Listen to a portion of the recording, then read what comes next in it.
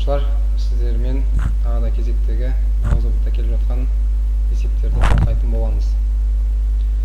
Бірінші есеп 3 оң сан медианасы да, өзгеріс ауқымы да және арифметикалық ортасы да 2022-ге тең. Осы сандардың кішісін табыңыз дейді. Енді бұл математикалық статистикаға байланысты есептер. Математикалық статистикаға байланысты есептер болатын болса, біріншісі біз алайық арифметикалық ортаны. Арифметикалық ортаның табу формуласы қалай еді? Барлық берілген сандарды бір-біріне қосып, неше санды қосқан болсақ, соған бөлетін едік. Енді бізде 3 сан берілген, 3 санды 3 әріппен белгілеп алайық. А плюс Б плюс С деп алайық. Сосын оны бөлеміз нешеге? 3-ге. 3-ге бөлген кезде шығады екен барлығы қараңдар. Арифметикалық ортасы да 2022-ге тең дейді. Теңестіреміз 2022-ге. Сосын оң сан медианасы да 2022-ге тең екен. Медиана деген қалай еді? Сандарды өсу ретімен жазып аламыз. Медиана деп қояйық. Медиана. Өсу ретімен жазайық. А-ны ең кішкентай деп алайық. А ең кішісі, Б ортаншысы, С ең үлкені болсын. С болатын болса, өсу ретімен жазып алып, ең ортасында бізде медиана болады. Яғни Б бізде медиана. Значит, біздің Б-мыз тең болады нешеге? 2022-ге деп аламыз. Түсінікті ғой, не үшін 2022-ге екен. Сосын үшіншісінде өзгеріс ауқымы кейбір кездер қолашы деп келіп жатыр. Оны табуымыз үшін ең үлкенінен өзгеріс ауқымын жазалайық. Өзгеріс ауқымы тең болады максимумдан азайтын еді минимумды.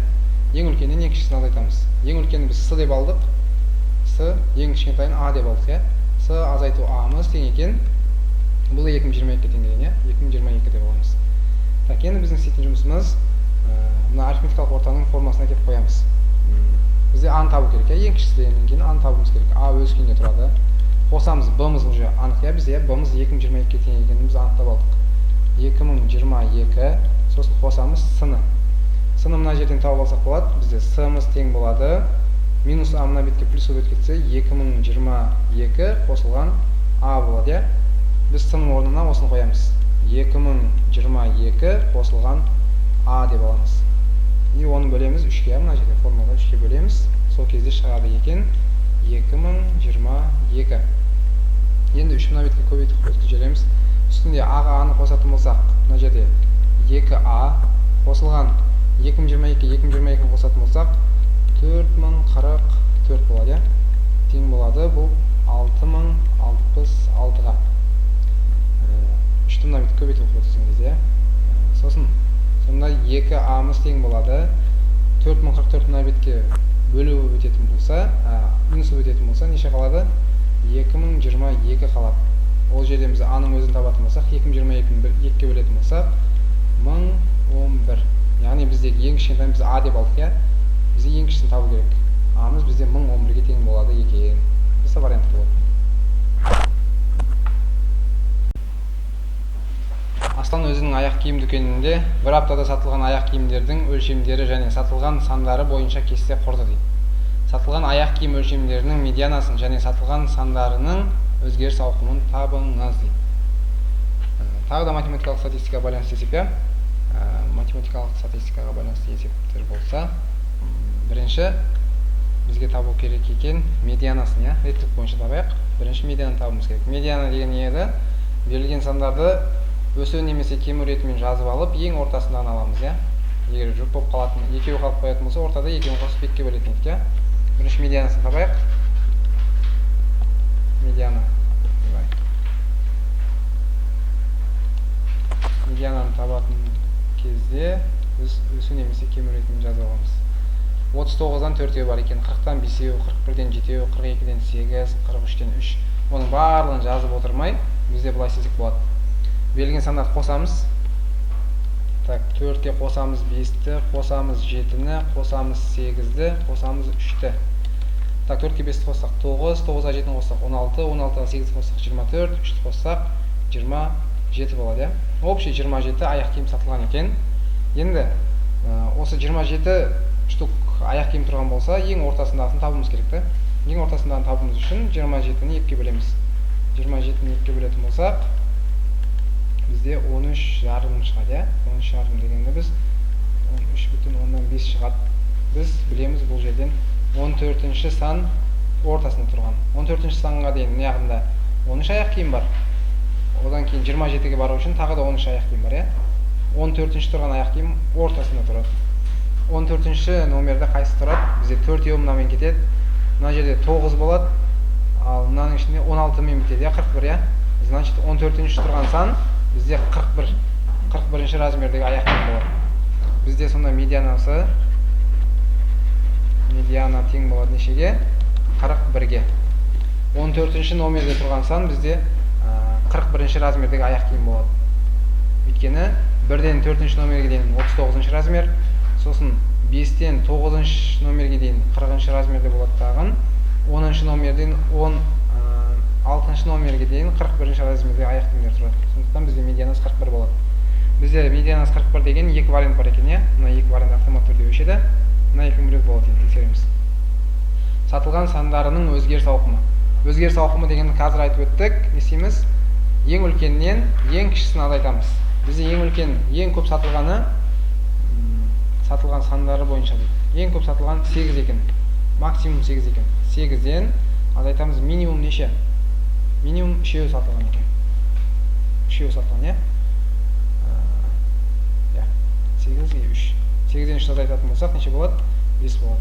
Өзгеріс ауқымы 5-ге тең екен. Б варианты бізде дұрыс жауап болады.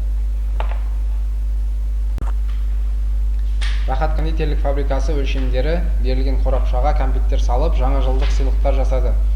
Өлшемдері берілген үлкен жәшікке осындай қорапшалардың ең көп дегенде неше сиятынын анықтаңыз. Енді оны анықтау үшін бізге қораптың көлемін табу керек. Қорап бізде қандай фигура? Параллелепипед сияқты. Оның көлемін табу формасы қалай еді? В тең А көбейту Б көбейту С-ға тең еді. Яғни 3 қабырғасын бір-біріне көбейтеміз. Енін, ұзындығын, бойын бір-біріне көбейту арқылы біз көлем табуымыз болады, иә? Бірінші бізде 2 көлем табамыз. Үлкен қораптыкін, мынаны В1 деп алайық. Мынау бізде В2. Енді В1-дің көлемін тауып көрейік. В1 дегеніміз 60 көбейту 80 көбейту 40, иә? 6 жерде 8-іміз 48. 48-ді 4-ке көбейтетін болсақ, 160, 192. 192 соңында 3 нөлі бар, 1, 2, 3 нөл бар. Куб сантиметр болады. Көлем болғаннан кейін. Енді В2-ні табамыз. В2 бізде мына кәмпиттің қорабының размері. 20 көбейту 15 көбейту 10 дейді. Енді 20-ны 15-ке көбейтетін болсақ, 2 жерде 15-іміз бізде 30, 30-ды 10-ға көбейтсек. 1, 2, 3000 болады, 2 нөл бар, 30 болады, 3000 куб сантиметр болады. Енді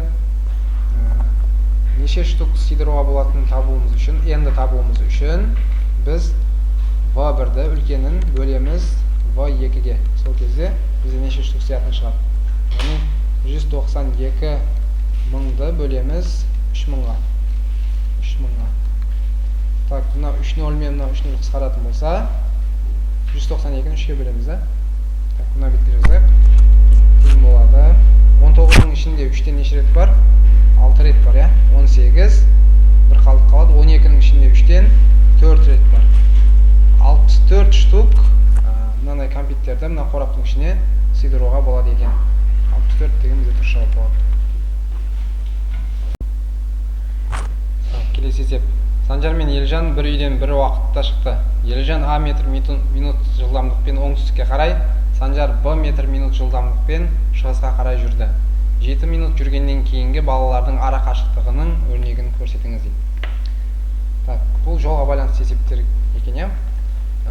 Жолдың формасын еске түсірейік. Жолдың табу формасы қалай еді? S тең V көбейту Т. Яғни басып өтілген жолды табуымыз үшін жылдамдықты уақытқа көбейтеміз, иә? Осыны еске сақтап тұрайық. Сосын бір үйден дейді. Екі бала бір үйден шыққан.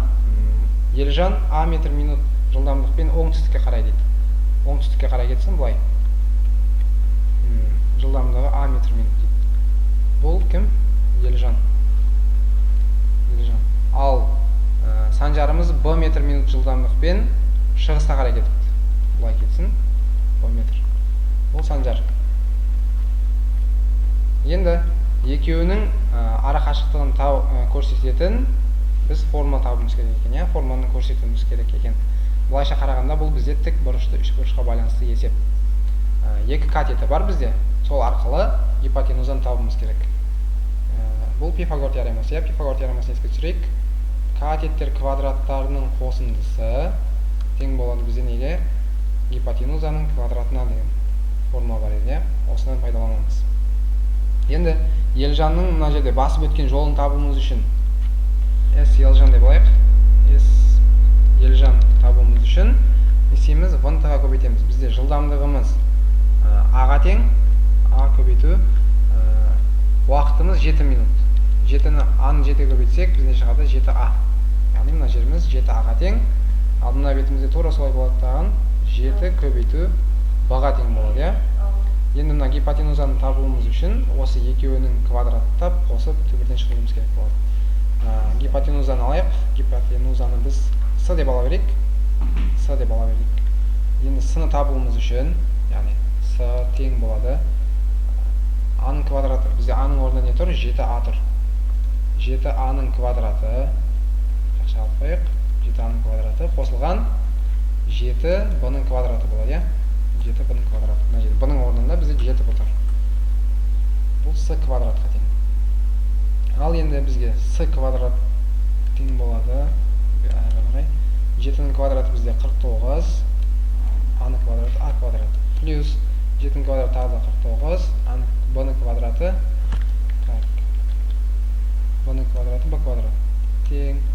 Мына жерден екеуінен 49 жақсын сырттан шығарып жіберейік. 49 жақсы ішінде А квадрат плюс Б квадрат деп алайық. Плюс Б квадрат. Енді бұл С квадрат. Ал бізге С квадрат емес, С керек, С керек болған жағдайда не істейміз? Түбірден шығарып жібереміз, 49 А квадрат плюс Б квадратты түбірден шығаратын болсақ, бізде не келіп шығады? С келіп шығады. Тең болады. 49-дан неше шығады? 7 шығады. Түбір астында А квадрат плюс Б квадрат. Бұл қалып қояды ішінде. Бұлардан шығармайды. Сонда біздің жауабымыз Б варианты болар екен. Ол түсінікті болса, келесі есепке көшейік. Келесі есеп. Оқушының бойы белгілі бір уақыт аралығында 150 сантиметрден 165 сантиметрге дейін өсті. Оқушының бойы қанша процентке өскенін анықтаңыз дейді.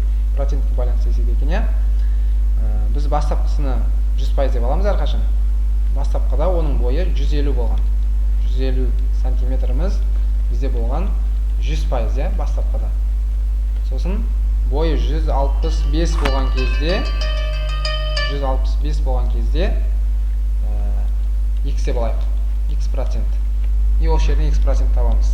X табатын болсақ, астында 150, үстінде 165 көбейту 100 болады. Мына екеуі қысқарады. 15 пен 10 тағы да қысқартсақ болады. Негізі былай істейік. Екеуіні жалпы 50-ге қысқартып жіберейік. Мынау 2 болады, мынау 3 болады. Сосын 165-ті 3-ке бөлейік. 165-ті 3-ке бөлетін болсақ, 16-ның ішінде 3-тен 5 рет бар, 15-ның ішінде тағы да 5 рет болады. Мына жер 1-ге тең болады. 55-ті 2-ке көбейтетін болсақ, бізде болады 110. 110% болады. Сонда 100%-дан 110-ға өскен болса, бізде неше пайызға өскен болады? 10 табуымыз үшін 110 азайтылған 100 деп аламыз. Тең болады 10%-ке не болған? Өскен бойы. Жауабымыз Б болады. Негізі бұл сұрақтарды емес, есептердің шешілу жолын жақсылап үйреніп алатын болсақ, ертеңгі күні сандар өзгеріп кеткен жағдайда да кез келген тақырыптан кез келген есептерді шешіп шығуымызға болады. Сондықтан есептердің жауабын емес, шешілу жолын жаттағанымыз дұрыстау болады. Сонымен бүгінгі есептеріміз таусылды. Келесі кездескенше сау саламат болыңыздар.